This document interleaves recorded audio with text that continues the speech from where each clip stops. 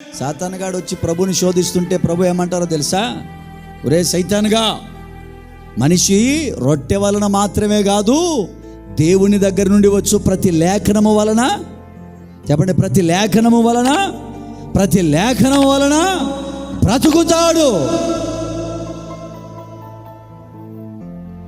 40 రోజులు దగ్గర అవుతుంది, ఏమీ తినకుండా ఓవైపు పనులు చేసుకుంటూ, ఒకవైపు సువార్తలు చెప్తూ, ఒకవైపు జర్నీలు చేస్తూ, వాక్యాలు ప్రకటిస్తూ, గంటల తరబడి నిలబడి బోధిస్తూ, ఏమంటే అన్ని పనులు చేసుకుంటున్నా నన్ను ఒకరు వచ్చి ప్రశ్న అడిగి, ఎక్కడి నుంచి వస్తుంది నీకు ఓపిక అని అడిగారు. ఎవరిస్తున్నారు చెప్పండి? ఎవరిస్తున్నారు? ఏమి తీసుకోకుండా నీళ్లు తాగుతా, మజ్జిగలు తాగుతా ఎక్కడి నుంచి వస్తుంది ఓపిక అంటే ఎవరిస్తున్నారు? ఏమిస్తుంది బలం? చెప్పండి, ఏమిస్తుంది బలం?